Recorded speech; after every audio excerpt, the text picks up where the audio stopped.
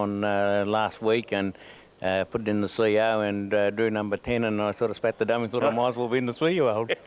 I ran third, but that's the way it goes. It's very hard. But yeah, you give him some sort of chance today? Yeah, I do. If it has any luck at all in running. You've been running without a lot of luck. Yeah. He hasn't had a lot of high speed, has he? Or is that wrong? No, that is wrong. Okay. Yeah, you might see him a bit different today. Really? A lot of high speed is. He can get home very smart. I thought he'd just been plodding off the back, but obviously he hasn't been off the front enough for me to see the high speed he's got. Yeah, well, he is a very high speed horse, and I'm going to try and go across today if I can. Right. So we'll get it in. He mightn't finish on if I use too much early. You're going to turn the handlebars I'm going to put the handlebars down and have a go today, Bill. Yeah. But no, he goes out a little bit uninterested for a while. From the back row until he sees a bit of daylight, and he seems to be getting himself into a bit of trouble all the time. He's just one of those horses. I went to Oyen last week and he was off the back row, and I finished up 3 back on the fence, got shuffled back to last and got out on the home corner, went home very smart, but that's the way he's been doing his runs. It is a bit hard to come from the back at Oyen too. I mean, it's only a tight track, isn't it? Yeah, it is, but this is what he's been doing in runnings. He went to Kilmore the other day, as I say, he was off the back row and got held up and come home quite nice and got third there. It was quite, got home very... We expect to see a fair bit of aggression from you in race 6. Well, I'm going to change the tactics off the front. Yeah. If you got the front, you've got to use your best ability, otherwise you might as well be out the back. Exactly. So if I get caught 3 wide, well, I suppose the owners will moan a bit. At least you'll have had a go trying to get there. Yeah, well, that's right. Yeah, no, he's... Never die wondering. There's a couple of nice horses in it, though. Number 2's a very nice horse. Well, she won here last time and took advantage of going crazy up front. Yes, and she's a nice horse. That's Magic Maiden. I thought number 8 had a fairly good chance. It'll be sit and sprint. It trialled very nice here the other day. When it was last Sunday last Tuesday night. Used the sprint lane, got home very nice. Looks like it's back to its old form. But has had a little bit of ability, and I just thought it'll be one of any ounce of luck. Grant has a little bit of lucky driving good just at the present. That's Grant Campbell. Campbell, yes. And now, Merv, we were having a bit of a talk off camera before about what's right and wrong with the game, and we, having been around a long time, we think we know. Yeah, good on you, Bill. You came up with a novel idea, well, not so much a novel idea, because it's been floated a fair bit recently, and in the old days we had what was called the inner and the outer circle, didn't we? Yes, and it worked very good. It was a situation where you'd race for lesser prize money in the outer circle, which were clubs like Bort, Stawell, St Arnaud, those outer circle clubs. Then you wouldn't get the same penalty, I don't think, as the ones closer to town, but you'd race for less money instead of more money. Well, in them days you raced till about a 26 class, which is a C2 class now, up in the country, and then you went down to your major clubs, like your Bendigos, bigger club, provincial clubs we used to call them, and you could race there. But what was against it a little bit in them days, and they were a bit dirty on things, was a few blokes from up in Mildura ran right through their classes, and then without the cover of the media in them days, which they didn't have, you understand, Bill, they didn't have in them days, and a couple would sneak them down and go for the big plunge and pull it off, and people got a little bit... Jack Callow got rich doing that. Well, I'm not mentioning any name, but yeah, and they were a little bit, dirty on the things doing that. But nowadays, with your coverage of the media and your Sky Channel and that, it just wouldn't happen. But we all know the form. Yeah, well, the form's always. You were saying that you reckon, and you'd be quite happy to do it because you race a lot of these meetings, race for a bit less money at some of the more distant clubs, and then you can step them up for the bigger money when you come closer to town. Well, I think so. If your horse improves, like I just mentioned to you earlier, like so Maryland can run thirds and seconds and thirds and picked up probably 7,000 or 8,000. The owners are happy, nearly paying its way. But if you had a little bit less of a race, it wasn't quite as strong as your provincial clubs. Yeah, I would be happy going up there. Quite happy to race for a little bit less and give yourself a much better chance of winning. And if you improved a little bit, you could come down to the bigger ones then. And I think it'd improve our racing a fair bit. Our betting would improve on better horses than your provincial clubs. Yeah, well, I think our administrators are looking for anything these days because we look like we're a little bit in no man's land at the moment with Sydney going the way it is, and I don't think the administrators are too sure of which way we're heading either. Well, I don't know whether our administrators get the right advice a lot of times, Bill. It's sort of, they listen to one bloke and then the next bloke comes and changes his mind. Instead of sitting down and working out on paper for 6 months before they make a change and have a look at it and put it in front of the public and see what they think, I think, that's what they should do when they make big decisions, yes, because a lot of their decisions have not worked. You think a forum of the people that are actually the grassroots level of the sport should be consulted before putting anything into operation? Yes, I think you could, yes, say that, Bill, because there's a lot of good experienced people around here. I don't say you get notice of everybody down the road because a lot of people just think of their own self more so than anything else. But another idea I thought years ago would have worked was like your Borts and your Wedderburns and your Arrowats and those, run heats and finals at them places and then take your finals to the bigger club for more money, for your 4,000. But every time I mentioned it, just got knocked on the head. Well, it's certainly food for thought because we are at the crossroads in the industry here in Victoria, and I guess we've got to probably look at funding, and funding isn't what it probably should be, and we've probably got to allocate our money as best we can to get the best sort of racing, don't we? Well, it's getting that way now. We're losing a bit of our confidence in the game, Bill. Really? Yeah. Well, we don't know which way we're going. Well, that's a big call coming from you, Merv, because you're a man that's never that confident. Well, no, I know, I realise that, but you get a lot of people making decisions, and you're not sure where you're going. They're changing rules that, you're not sure which way we're just not sure at the present stage which way we're turning, Bill. All right, mate. Well, look, there's 0 minutes to go on the thing here. Yes, thanks, Bill. We can speak all day. Yeah, no. As I know you can anyway. I'm a little bit shy on this microphone, Bill. No, it's good to talk to you, mate. Look, we'll have to go back to the studio now. Thanks for coming on, Merv, and all the best of luck with Gold Tara later in the day. Back to you for a sec, boys. Thanks very much, Hutchie, and as you can see on screen, they're lining up. The favourite is number 5, Riddles, at 260. There's very little between it and the pole marker, the Sea Train, at 290. The Sea Train's about to come into $2.80. Riddles is about to ease to $2.70, so it's problematical. What a betting war it's been here. The only other one... Start all important?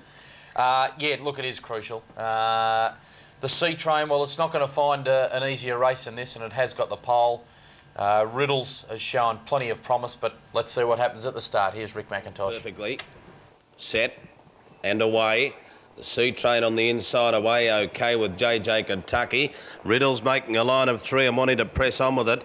Behind them, No Nuke Susie is deep, easing out of it. Negated Finance and Guardian Spirit getting a ripping run through off the second row.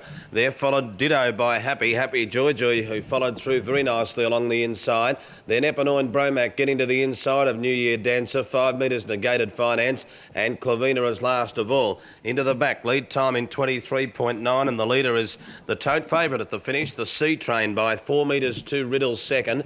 Third on the leader's back, Happy Joy, and 1 by 1 is JJ Kentucky. Guardian Spirit ended up 3 back along the inside markers as they travel to the lap and a half, and 3 deep on the track, working overtime, No Nuke Susie. Then New Year Dancer around Eponine Bromac, and the last pair, Clavina, on the outside of Negated Finance. The first quarter of the last mile about to appear as they work inside the 1200. It's 31.7. And the Sea Train, which has been very, very well fancied today, leads from Riddles. And 3 deep, No Nuke Susie not enjoying much luck. Over on the leader's back was Happy Joy. They're followed in the 1-1 by JJ Kentucky. The inside was Guardian Spirit. Then New Year Dancer, followed by Eponine Bromac, Clavina, and last of all, Negated Finance. Around to go at the post, and on the outside, No Nuke Susie has worked triple time, but it puts its head in front of the favourite, the Sea Train. Riddles, the other fancy, now gets the 1-1 on the leader's back, Happy Joy. A bolter who hasn't spent a penny. That second quarter was 30.3. 3 back in the running line. In turn in the race was JJ Kentucky. It's inside Guardian Spirit. 4 back the inside markers was Eponine Bromac, followed by New Year Dancer, and then Negated Finance and Clavina. Along the back, the Sea Train held together, leads by a head to No Nuke Susie. Third, the inside, Happy Joy. He's under some pressure. Riddles coming 3 wide again. Eponine Bromac getting a beautiful run through the field. Guardian Spirit back on the inner, and then JJ Kentucky. Clavina trying to drive through the field from New Year Dancer. Negated Finance last of all. 30.6 the third quarter. They're spread across the track. The Sea Train first to corner. Riddles after it. Eponine Bromac's had a terrific run getting out, followed by Happy Joy. Eponine Bromac's the widest runner. It hit the front now from Riddles, who's trying to fight on, but Gavin Langady's best. Eponine Bromac is coming away. Eponine Bromac by 5 metres to Riddles. Third, Happy Joy just in advance of Clavina and Guardian Spirit getting up the sprint lane. Then Negated Finance, followed by New Year Dancer. The Sea Train compounded, so did No Nuke Susie, and last of all in the race was JJ Kentucky, and the final quarter recorded in 30.6. Well, this will be a good race to look at the times. They went the sectional times because Joseph Sacco, the driver of No Nuke Susie, ensured that those up front really had no chance of winning when he came around. He just put too much spark into the race early. The Sea Train, the heavily backed favourite, had to get tired after the time it ran in front. They just went far too quickly early. Riddles did a lot of work outside the leader early, then got the trail, but the petrol was spent early on. It's battled on well to run second, but Eponine Bromac for Gavin Lang. 6, 5 and 9 will be the numbers. Lovely drive by Gavin, just gave it the run of the race, got the trail into it behind Riddles around the home turn, and it was pretty obvious that it was going to win at that stage. Absolutely huge start to the quaddie if you have been able to get it. Number 6, expect $31.90 and $5.60. That's right, $31.90 and $5.60 for Eponine Bromac. So I'd say about 95% of people are straight out of this Bendigo quaddie. Riddles, number 5, $1.40 for second. And third in was number 9, another bolter. It's Happy Happy Joy Joy at $4.70 for the place. You've got to say it had its chance. A lovely run in behind the Sea Train. Didn't get a lot of room around the home turn, but battled on fairly when it got clear. 6, 5 and 9 will be the numbers. A blowout result there, and if we do get a chance to look at those sectional times, now might be a good chance to explain it. Basically, if you'd expect them to run about middle quarters or the first 2 quarters of the last mile, what they display on the board, Keith, is the last 4 400-metre splits. Okay. So the last mile of the race, they divide into quarters, and that's why we refer to them as what they ran the first quarter or the second quarter in. Now, you would expect that in the sort of class race we're seeing here, they'd run the first 2 quarters, and the display board's about to come in. Not quite. They're about to head down towards it. There we go. We can just almost see them there. You'd expect to see those first 2 quarters run in about 32. I can tell you they were running 31.7, which is a little quicker than you would have expected, and 30.3. And as I say, you would have expected around about a 32 there. So they've gone around about 2 seconds quicker for the middle half of the race than you would expect in an average event for this class. And as a result, the leaders have got tired. So that's what it comes down to. They've run home quite slowly, around about 61 or even a little bit outside of that, I think, for the last half. So, is there a sort of rule of thumb? We're looking at the board now at the first quarter. If it's quicker than 32 as it was, they're going pretty hard. Yeah. Once you get round to that second quarter they still mark should of only 30.39, they're really flying. Look, quite in this class. Yeah, quite often the second quarter will only be about the same as the first quarter, because usually they've done a little bit of work early. The lead time there is what they run until the start of the last mile. Now, I don't know how the lead times apply at Bendigo, but we can always use a uniform principle for the quarters. 31.7, 30.4. Keith, that's just far too quick for this class. When you add those together, you get, what's that, 62 seconds. This class of horse is really only capable of running 64, and I'm talking about the leaders, and still being able to go on and win the race. Now, they've run home in 61.3 the last half. That's an indication that they were getting very, very tired, and that's the way it's turned out. Thanks for that explanation, Adam. We'll take it a little further now with just your explanations of the other 2 Semaphore, the other Semaphore information. The mile rate, that's the total rate converted to the speed for a mile for the race, right? Yeah, that's a uniform way of measuring how quick they went. Instead of keeping overall times, which in that race was 2:27.36, they simply use a formula which calculates it back into the average speed they would have run if the race was over a mile. And the lead time. Yeah, the lead time is as I explained, it's the time it takes for the horses to run from the very start of the race until the point where they reach the last 1,609 metres or the last mile. So it's just that little sprint, that battle for the lead in the early stages, and sometimes that can bring about the undoing of horses. Just to sort of paraphrase Rex Hunt, that's the reason that you're the chief harness rider for the Herald Sun and I'm not. Let's check the divvies. Okay, Eponine Bromac, good luck to you if you found it. I couldn't have it today. 31.90 and 5.60. Riddles $1.40 and Happy Happy Joy Joy $4.70. Quinella 36.30. Gee, I would have thought you'd be entitled to more than that. The trifecta $1,005.70, and the running double on numbers 5 and 6. 5 being Otapopo, and number 6, Eponine Bromac, has returned 44.90, so that's pretty skinny as well. Yeah, Gavin Lang aboard there, I suppose. That influence when people are looking ahead to the next race. Let's quick peep at the next tote board at Sandown, then straight to John Bell, the favourite Stars and Stripes in this race 5. And you won't miss its colours. Its colours are the red, white and blue colours with the, the American Stars and Stripes. So it's easy to, it'll be easy to find this John Hawkes trained runner. There's the tote readout, and he's John Bell. Yeah, that's the case in the betting ring, Keith. Stars and Stripes is the favourite. It has come in for some good support around the $4.50 mark, but now pressing it for favouritism is number 7, Pass the Cigar, trained by Lee Friedman, who's joined me now. Lee, you've opted to put the blinkers on this horse today.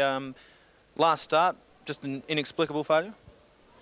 Yeah, I mean, his first up run was terrific, John, and we thought he'd go to the Valley and, you know, as long as he handled the Valley, he'd be hard to beat. But I think it was a combination of things. I don't think he handled the slow ground there that night, and I don't think the boy that rode him was much use to him either. You know, I haven't read the steward's report, but someone said it read like Gone with the Wind. It was that long. So, I mean, you've got to look at him one of two ways. Either he hasn't come back to anywhere near the form that he showed as a 3-year-old, and I find that hard because I thought his first up run in the Flying at Caulfield was terrific.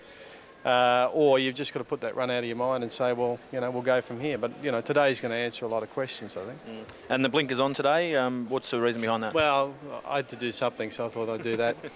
Why not? That was what was left in your bag of tricks. Yeah, well, at this stage, yeah. Well, he's out in 15 today, so he's going to need a little bit of luck. But 13, I think. yeah, he's coming for some pretty big support. He's sharing favouritism now with Stars and Stripes. Well, obviously there's a lot of trusting souls out there prepared to forgive his run at Moonee Valley. Well, fine, we'll find out. Okay, well, you've got a couple of runners around Australia today. Marble Halls is going around in the Prime Minister's Cup at 3:27. His last run was quite good. Yeah, it was a good run at Doomben. He probably gave that filly too much of a break into the straight. You know, gave her up to 4-length start, got beaten 3/4 of a length, so it was a good run. I've still got a query about his ability to handle 2,400 metres. I suppose he's running into good form and he does go well the Sydney way of going, so it's a good race to test him in again. I mean, it's nowhere near to Caulfield Cup standard or anything. If he can run the trip out, he's got a very good chance. And in the last race here at Sandown, you've got Cinnamon Cove, who hasn't had the best luck of late. No, he's fallen once and nearly fell last start, so yeah, he's had a pretty checkered passage his first 2 runs back, but he's a nice type of horse, and I think, you know, back to midweek company, if he gets the breaks, he'll be pretty hard to hold out. We can just go back early in the day. Portland Pirate, terrific debut effort. Yeah, I was happy with it. I mean, you know, probably pretty ordinary horses, but you like to see those staying horses go to the races first time and run as he did. You know, reared at the start, missed the start a couple of lengths, but still got to the line well to run third. So, yeah, without putting a boom on, he hasn't shown us enormous speed in any of his work, but I think he's the type of horse that'll just keep improving with racing. Back up to Brisbane, Pacific Trail winning on Saturday with the blinkers on, pretty impressive. Looks to have a pretty bright future. Yeah, God bless him.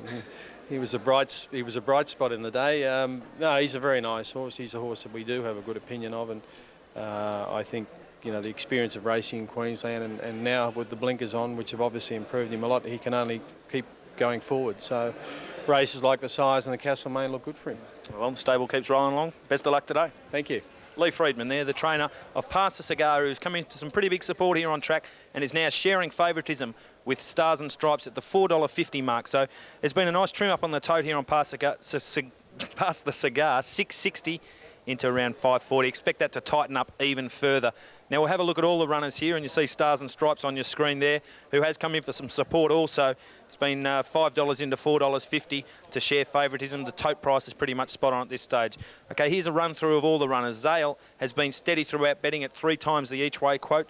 Number 3, Video Kid, backing up from Warrnambool, where he ran quite a good race there behind Marcel Dienz in the Wangoom.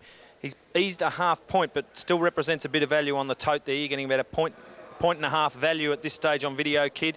Number 4, Straight Clip, with the blinkers on for the second time from barrier 2 today, has eased a point and a half. He's out to $7.50, so the tote price is right. Stars and Stripes holding equal favouritism around the $4.50 mark. Vibrant Black is out to around $16, so some value on the tote. Pass the Cigar, it's been $5.50 into $4.50. Dusty Poet is at 2 times the each way quote. Gold Time 3 times the each way quote. Big odds Zamanui. Killack Cute is into double figures, which is a drift of 2 points. Ripon Jugar's a big drifter. Bangarang Brave has drifted 3 points out to around the $12 mark and not fancied One Alta Law. The runners are getting pretty close to a start here. More money for Stars and Stripes, so he's going to start favourite in this race. He's just firmed in another quarter point round of $4.25, so he's been heavily supported, as has Pass the Cigar. I'm going to give Bangarang Brave one more chance. I haven't ruled him out yet. He'll be fitter for one run from a spell. I keep going back to his good form around Marble Halls and Carnelian last season. If he can find that form, he's certainly going to be right in the action here at pretty good odds. You're looking at about $13 on the tote. He's a bit of value compared to what the bookmakers are offering, but certainly an interesting race coming up here. Punters have had trouble dividing Stars and Stripes and Pass the Cigar. But if Pass the Cigar is right, and you saw him on screen earlier, he's a lovely chestnut horse. With the blinkers on, if he finds his best form, he'll certainly be hard to beat. They're set to go. Old Zamanui trying to get up in the air, settles again. They stand, they're off and running this time. Straight Clip not brilliant away on the inside. Dusty Poet dropped to the back. Ripon Jugar ridden for speed after the start with Killack Cuter, One Alta Law and Stars and Stripes from Zale. Bangarang Brave, Straight Clip getting up on the inside now from Pass a Cigar. Further back, Vibrant Black Gold Time. Then Video Kid, Dusty Poet, Zamanui. At the 1,000-metre mark, and Ripon Jugar went out a length and a half. Killack Cuter going up third, Stars and Stripes. Straight Clip got up on the inside of Zale, and 3 out there as One Alta Law. 2 lengths further back, Bangarang Brave on the outside of Pass a Cigar. A length into Vibrant Black, Video Kid on the inside from Dusty Poet. Gold Time tracking deep. 5 lengths Zamanui last of all. They race towards the 650-metre mark. Ripon Jugar about a half in front from Killack Cuter. Stars and Stripes has been wide going up third. Straight Clip back to the inside of Zale, and further back in the race One Alta Law, followed by Bangarang Brave. Vibrant Black and Video Kid back to the fence from Dusty Poet. Straight Clip got the run up on the inside of Ripon Jugar at the 400-metre mark now. Wider out is Killack Cuter. Then Dusty Poet, Stars and Stripes, followed by Bangarang Brave. Straight Clip pushed up on the inside, joined Ripon Jugar from Killack Cuter. Then Vibrant Black, and further back Stars and Stripes at Straight Clip on the inside, and Ripon Jugar. They're fighting it out. Ripon Jugar won't give up. It's just in front of us on the inside, Straight Clip. Then Dusty Poet, followed by Vibrant Black, but Ripon Jugar in front. Ripon Jugar beats Straight Clip. Third is tight, Dusty Poet of Vibrant Black. Then Killack Cuter, and further back Zale, Stars and Stripes, Bangarang Brave. Then Video Kid from Pass a Cigar. Further back in the race, Gold Time, One Alta Law, and last of all is Zamanui. Well, 12 has got the money here, and like the previous at Bendigo, it's been a 33-1 shot. Number 12, Ripon Jugar, Eddie Wilkinson, $33.20 and $8.30 the place. Second, number 4, Straight Clip, had the race presented to it, couldn't hold out Ripon Jugar, and number 4, Straight Clip, will pay $2.50 the place. Tied for third between, in numerical order, 6 Vibrant Black and 8 Dusty Poet. Vibrant Black's colours are predominantly orange. You'll see it there, and Dusty Poet is black with the pink on its inside. We'll try and line this pair up for you. Well, they're obscured there by the winner, number 12, Ripon Jugar, trained by Colin Alderson, and Johnny spoke with Colin's son earlier. So we're just awaiting now the third placing, no doubt about. And number 6 has got third, Vibrant Black. Vibrant Black on the in the orange there. Was clearly ahead of the 4th place getter, Dusty Poet, in the black and pink. Dusty Poet made it very close right on the line. Okay, 12, 4 and 6, 33, 20 and 8.30. Win and place for Ripon Jugar. It's thrown a little bit of spice into the quaddie, Keith. Or has it ever? And the straight 6, dare I say it. $2.50 for number 4, the place, and number 6, $6.10. The Quinella, $203.10. The exacta, $430. We're looking for surely a 5-figure trifecta here. It is $11,678.60. And the RD, they're running? $329.60. And here's John Bell. Yeah, thanks, Keith. I've got Steve Alderson with me. Well, you said it could run a place, and you were right, but first placing. Yeah, well, it's better than last place, isn't it? Yeah, no, he's got a bad habit of popping up at these odds at Sandown. Yeah, he has too. He has done it on another occasion. He blew me out that day. He's done the same today. Yeah, no, well, we've tried a few things with the horse a little bit different in his working him over a little bit more ground to see if we can get him to finish his race off a little bit better. He's been a bit weak in the last furlong, but today he was quite strong and it was a good ride by Eddie. Well, he looks like he's come back to his best, and this place seems to be good for him also. Yeah, he races well here at Sandown, and I think he gets through the track conditions with a little bit of give in the ground, and it was a good win, good fighting win. We've told the people at home that he's a place chance. You were spotted in the tote queue over there. What were you doing? I was just having something on for the place, like I said.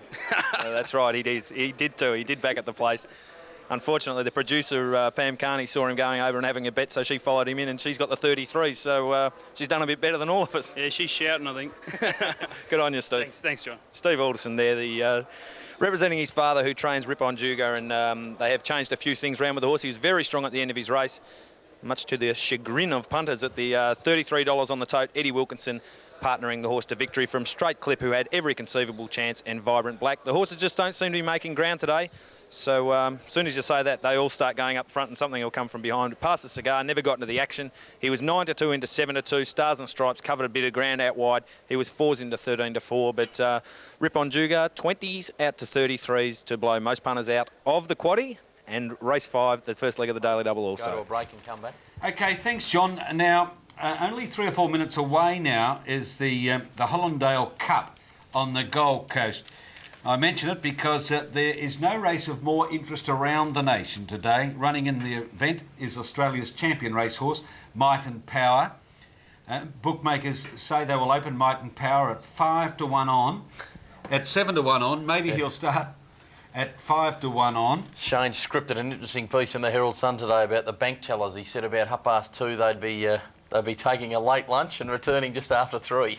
With interest guaranteed. 14%, I think it is. Gold chip investment.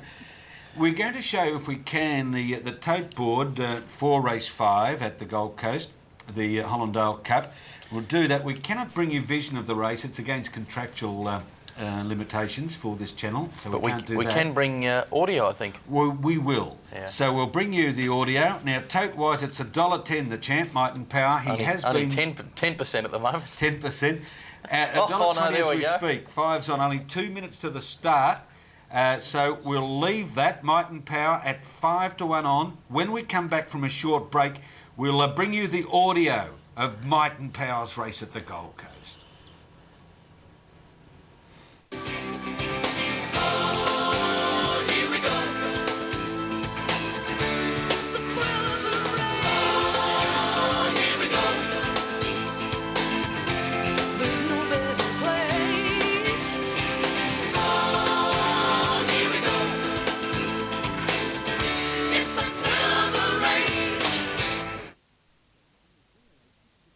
Now you can do something about a snowy, ghosty or weak picture. Call the people who fix these problems every day. Deeper Image. Phone 9808 6999. Ghosting and snowing can be avoided. Deeper Image will give you reception advice and install the right antenna system for your local area. They can connect all your TVs to the one antenna. Phone 9808 6999. Deeper Image. Delivering images through technology.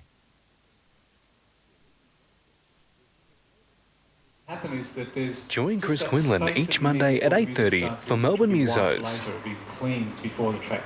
Your weekly jam session with some of Melbourne's and the world's best musicians. 4 with the left. 1, 2, 3, 4. Nah. Tips and techniques for a variety of musical styles. Melbourne Musos, bringing music to life. Mondays at 8:30 here on Channel 31.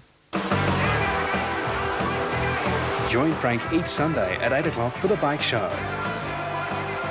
Riding styles, tips, current events and the latest model bikes make The Bike Show compulsive viewing. We promote trail riding and that sort of thing for people, basically give people properties to ride on. Are we getting more kids back on bikes? Yeah, I think so. There's really a resurgence lately in motorcycling. The TRX is a fantastic... The Bike Show, each Sunday at 8 o'clock, here on Channel 31.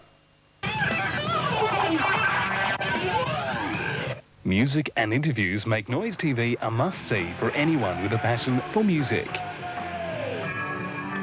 Metal, thrash metal and hardcore make Noise TV an exciting program. Lots of taste, lots of talent. Noise TV, here on Channel 31.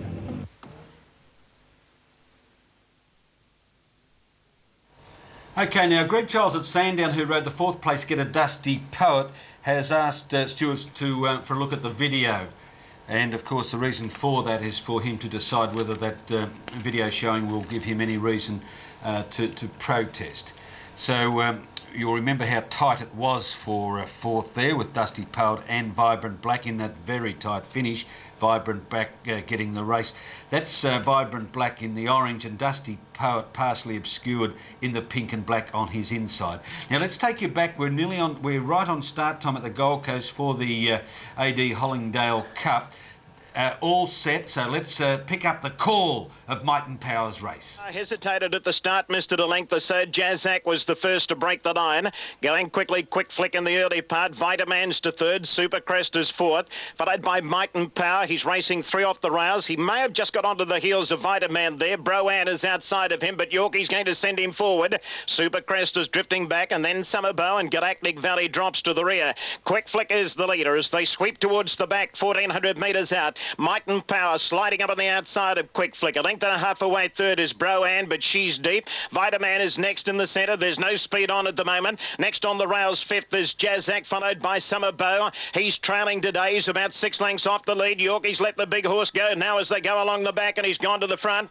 Back second last is Supercrest and Galactic Valley. He's last of all. They're on the next bend, 1,000 metres to go. Might and Power is over on the rails now, and he's bowling along. It's Might and Power by a length and a half. Broanne is running second. Quick Flick, he's tucked away 3rd over on the rails. 1 to Vitaman, followed by Jazzac, Summerbow, then Supercrest and Galactic Valley. Might and Power is in front as they come down the side. 700 metres to go. Yorkie's just increasing the tempo now, and he's moved away from them. Might and Power will come onto the bend. 3 lengths in front. In second berth, Quick Flick, followed by Broanne, Vitaman. Next on the rails is Jazzac, then Summerbow, Supercrest and Galactic Valley. On the home turn, 400 metres out. Might and Power, he's in full flight now. He's dashed away 5 lengths clear. In second berth, Quick Flick, followed by Jazzac, and then Vitaman and Summerbow on the outside. But look at this big horse go. 150 metres out. He's all might. He's all power. Might and Power romping away in the run to the line. Yorkie puts the brakes on in the run to the post. He's won by 6 lengths. Summerbow second, 3rd Galactic Valley or Jazzac,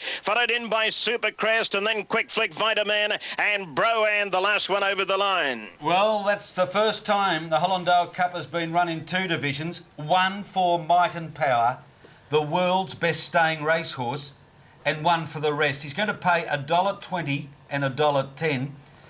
Dollar even. And $1 even, the place. Adam, you would not see, we had the advantage in the studio here of watching that vision. Brian York took Might and Power to the front about the 1,500 or 1,600 metres, and in the straight he looked around, saw that he was in a race of his own, and spent the last 100 metres or so in cruise mode. Yeah, look, he's some sort of horse, isn't he? I mean, for a stayer to have that much speed in the middle stage of his races, Yorkie decided when he got to the front, I think he just said to himself, look, hang on, I'm racing against horses I can just thrash here. Why not do it and excite the crowd? And he did that. He went for home about the 1,000 metre mark. Has probably won by 7 or 8 lengths on the line. Eased down. Could have probably been 15 lengths if he had pushed him right out. And we'll just see those divvies, boys, if you've got those coming through. It'll be a popular Quinella because Summerbow was second favourite. $1.20 and $1 even money back for Might and Power will be the win and place. While we're waiting on that 3rd place getter to come through, Adam, I want to just mention some amazing betting figures on that race. We did show you for the first time the Gold Coast tote card. Remember I said we'll take a short break. The card then showed you 2 minutes of betting time only remaining. We came back from the break right on start time. The 2 minutes had lapsed. The win pool on that race, this is on SuperTab, increased from 68,000 to 133. The place pool from 35,000 to 65. The Quinella pool from 4.2 thousand to 17.2 thousand. And the trifecta pool from 18,000 to 46,000 in that 2 minutes that we took that short commercial. And so if you've taken the trizzy, number 1's got 3rd, so 5, 6 and 1, Keith. Continue. Right. So it just shows you that great horses do create great interest. That's why we deviated from our normal midweek coverage to bring you the sound only of that race. We cannot, through contractual restrictions, bring you or could not bring you the vision. But you did hear Might and Power officially rated the world's #1 stayer, race for the 24th time today, record his 10th win, and in doing so picking up a cheque for $96,600 and $500 in trophies to take his career. He's past the past the $3.5 million with 24 starts, 10 wins, 7 seconds and a third. Might and Power by name, Might and Power by deed. That was the horse who thrilled us in winning last year's Caulfield and Melbourne Cups double. That was the horse who scared us when he was scratched at the 11th hour and taken out of the Australian Cup. This is the horse that maybe, of which there is no equal in the world.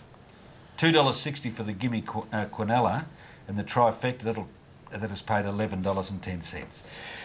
Well, that was exciting, wasn't it? There is another big race there today. I don't come any bigger than that one, and they do come by numbers bigger in this one. This is the Prime Minister's Cup. We'll just give you a quick look at that. Cronus, the Adelaide Cup winning New Zealander, is the favourite outstanding at stayer. $3.10. Keith, he's had a lot of problems, but the mail is he's on target for this campaign. And the second favourite is Lee Freedman's Marble Halls, $3.10 for Cronus, $3.70 for Marble Halls. Our Silky Oak and Sunny Lane, numbers 5 and 6, are under 10-1. That's the betting for the Gold Coast Prime Minister's Cup race. Start time there is 3:27. Okay, from one champ to another, from Might and Power to Hutchie. You ready? Oh, yeah. Am I ready? So I was just fixing this mic up. I've got tangled around everything. Better have a quick look at this race before I speak to my guest Ken Whelan, who can come in at the finish of it, because he's got one of the favourites in the race. Favourite here is number 4, Bantry.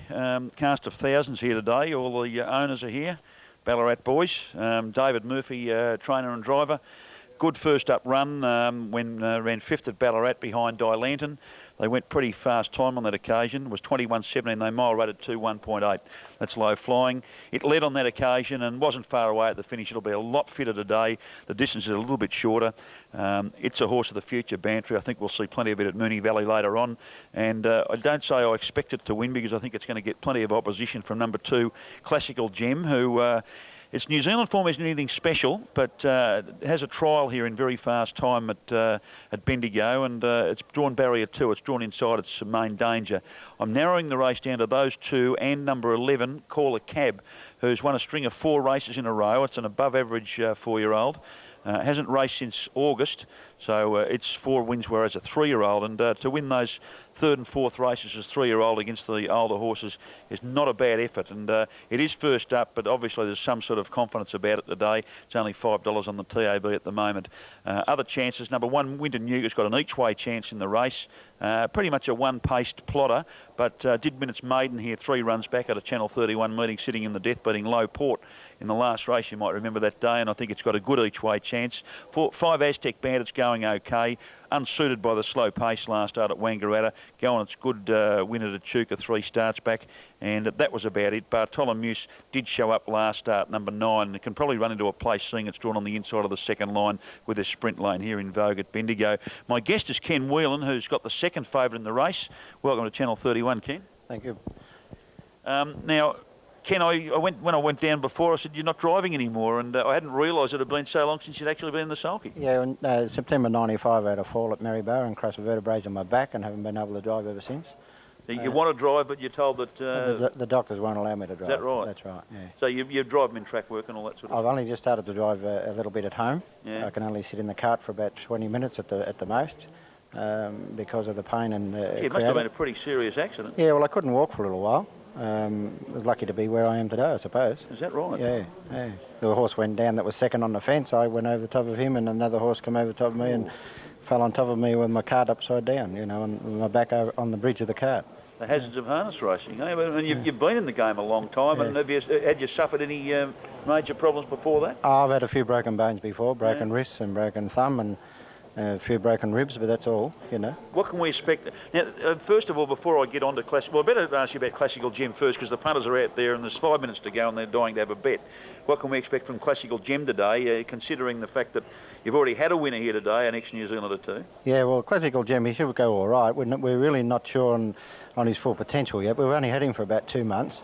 I went over and brought him and the other 4 other horses. I noticed you've had a couple of 2-year-olds racing. Yes. One of them ran second at Marybarry yesterday. That's right, yes, he ran second yesterday. A big run yesterday, and this horse trialled very well here at Bendigo the other night.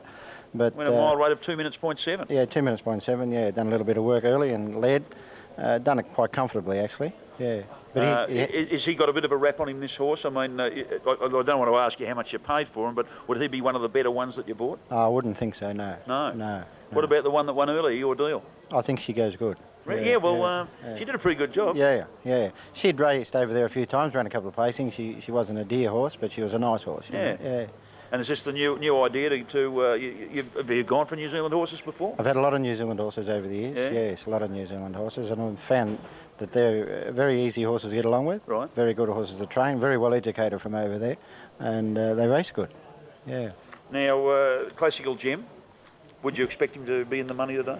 Well, I think if he has any sort of run at all, he will be right in the money, yeah. On his trial the other day, he's trialled actually quite good without sort of...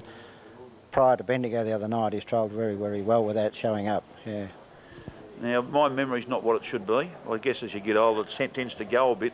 But you've been a stalwart in harness racing for a while. You've raced a lot of good horses at the showgrounds. In fact, one of your leading owners was a bloke called Lenny Baker. That's right, yeah. Yes, Lenny's been a very good friend of mine, Len and his dad, for years. He's raced a few horses with me, and I've also created a few owners for me along the line. What's some of the better ones you've had, Ken? Well, Dr. Joe, Pilnui Jim, Scorching Sun, in the latter years, Winnerdale and those type of horses, yeah.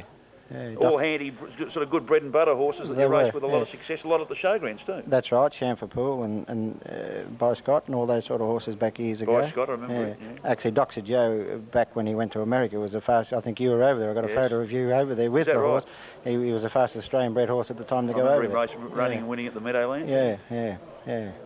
Oh, well, if the future holds plenty for Ken Whelan, then you sort of get back into it? We'd like to think it is, yes. You've got a couple of very handy Kiwi horses here, and let's hope Classical Gem's one of them. We hope, yeah. Ross drives good, so we'll just... He does drive well, and his driving's improving all the time, and you haven't been... He's going to be your stable driver from now on? Yeah, so if we can fit him in, yes, like if he hasn't got... He's got a big team of his own. Sure, yeah. And if the races come across that he can drive them, he'll be the driver, yes.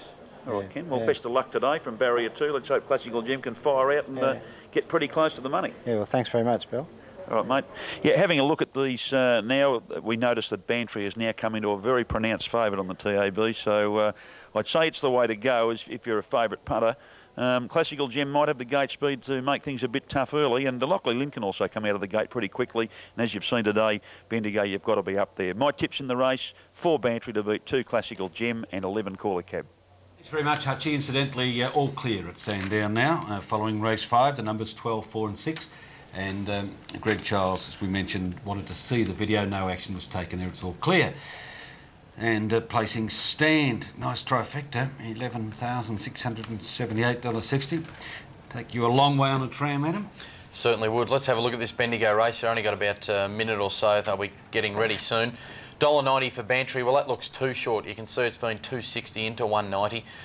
Gee, I liked what Ken Whelan had to say about this one, number 2 Classical Gem. If that's right about its trial, did some work early, got around to the lead and went 2 minutes, 0.1. Well, that's a terrific run. It doesn't deserve to be $6.90. Probably deserves to be about a $3.50 chance on that sort of run at least. Bantry will be fitter for a first up run when it had to do some work, got to the front and tired over the last 100 metres. Look, Classical Gem's very good odds at $6.90. $4.40 for Caller Cab, who's a very nice horse. Will start from 3 out on the back row, should be able to trail through reasonably well. It does have the ability to overcome a back row draw, which is a big ask at Bendigo, but oh dude, this one really grabs me at the $6.90 Classical Gem. If he gleams some of that confidence from Ken Whelan, then it should run a terrific race here. In fact, it's $7 now. Number 2 Classical Gem, as very good support comes for number 11. Boys, if we can have a look at that tote board again, you'll see number 11 Caller Cab has just gone crunch in the last change. It's come from about $4.60, there it is, into $3.80, so that's a pretty big go. Bantry has eased out to $2.10, getting out to a more realistic price, Bantry, and Classical Gem is back into $6.50. Good race, this one. I think all 3 horses have got the potential to make city class. The question mark obviously being with number 2 Classical Gem, but If we believe the trial, we should see a pretty big run here today. The favourite will start from gate 4. There it is in the white colours with the blue sleeves, and it has the green, I think it's like a shamrock or something like that for the colours of David Murphy. And the other one, the interesting run of the Kiwi in gate 2. Let's take you to Rick. Ready, light on, and racing now. Winternuke on the inside out, okay, from Classical Gem.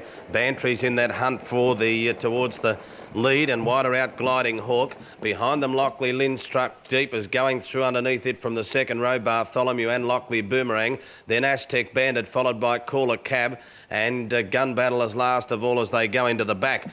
The lead time will be posted shortly as they go into the back, 22.8, which is pretty good going, and Classical Gem did find the front. Leads out by 5 metres to Winternuke, and 6 metres away third Bartholomew on the inside of Bantry. Then Lockley Boomerang, gee, they're stringing out here, 8 metres to Lockley Lynn, 4 metres away to Aztec Bandit. Then Caller Cab, Gun Battle going through on its inside, and Gliding Hawk back to the rear of the field.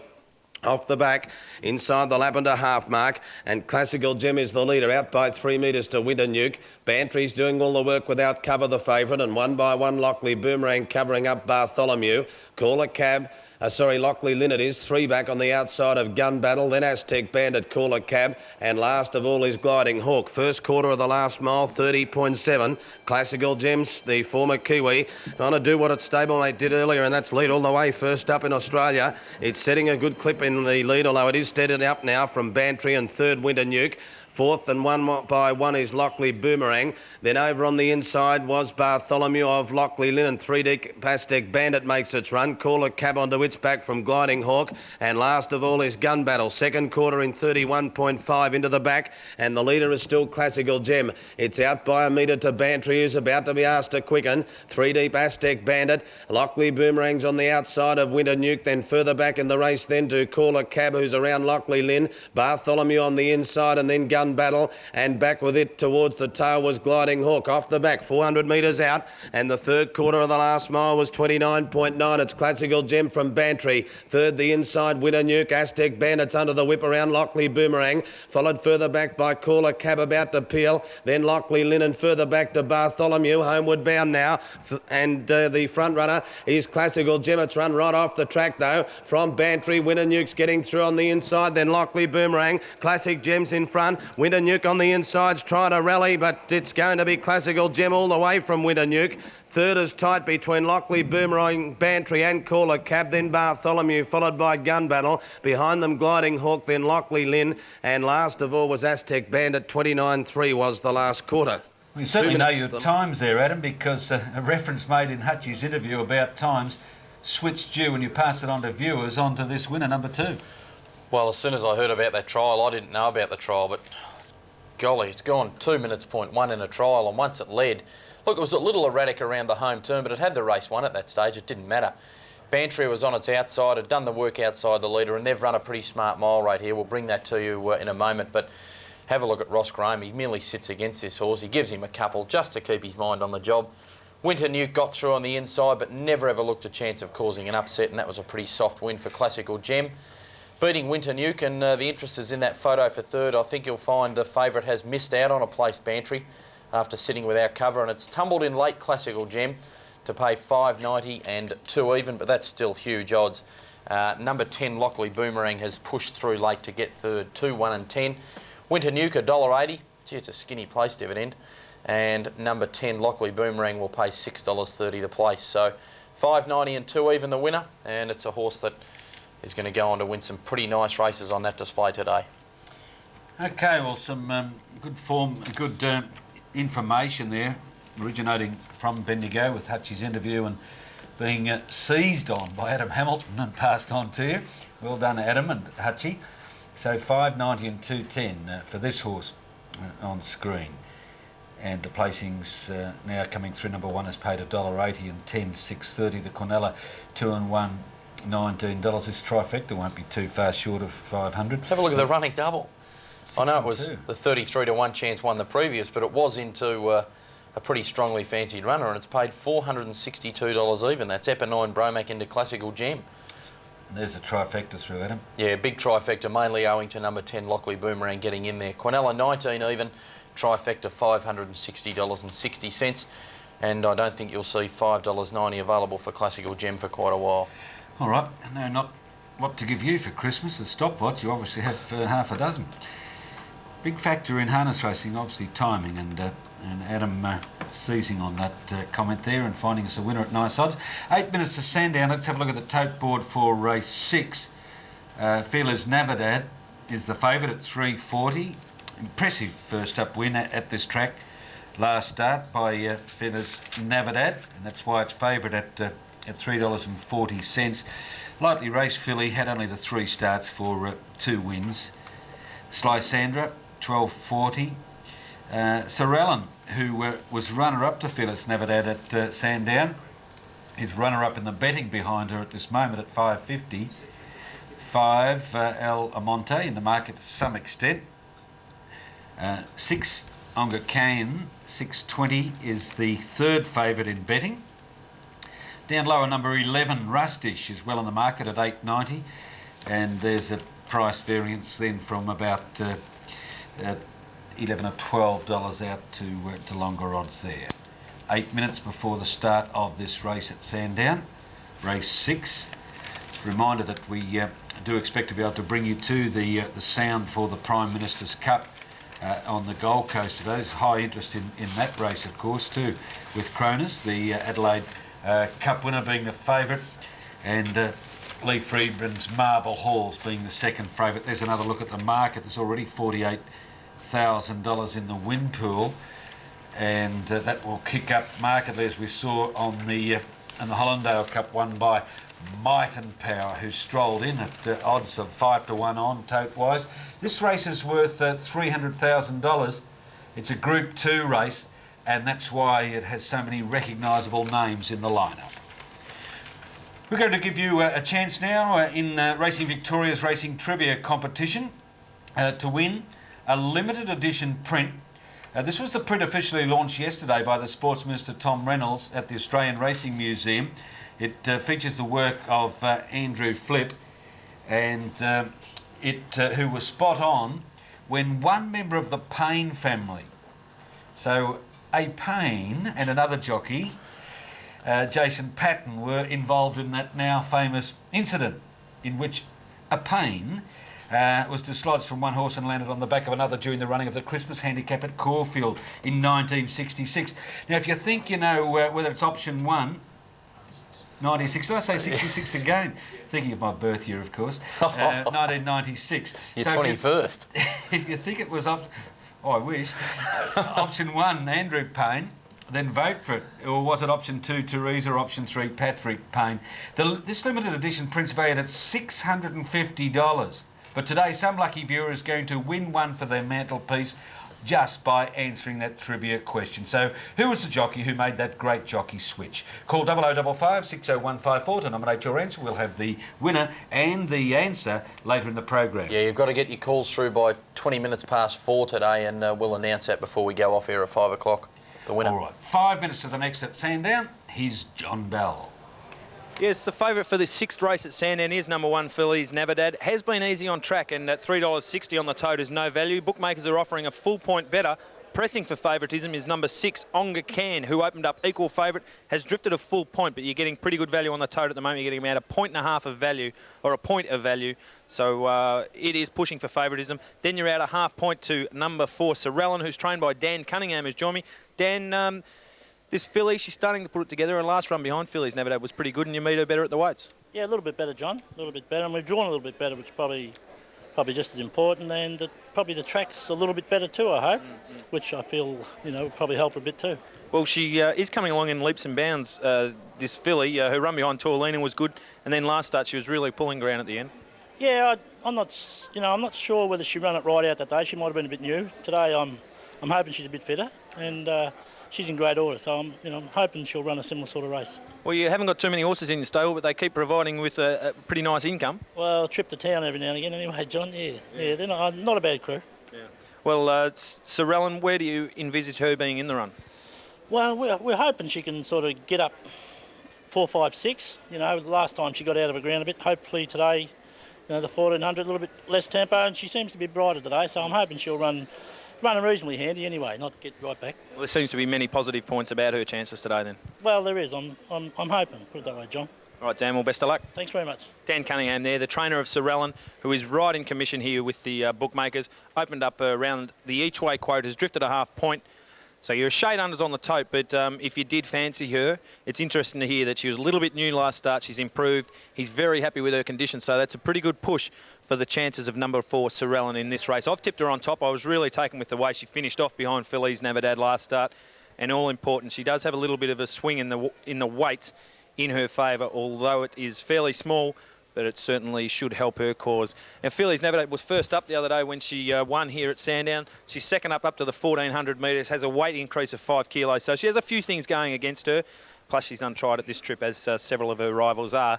She has been easy with the bookmakers, as I said, getting out to a more realistic quote on the tote now, but bookmakers are offering around $4.50. Number 2, Sly Sandra, has a pretty good chance here. Her win at Bendigo last start was quite easy over Numeral. She has been easy on track. She's drifted a 1.5, but you're getting terrific value on the tote at $9 at this stage.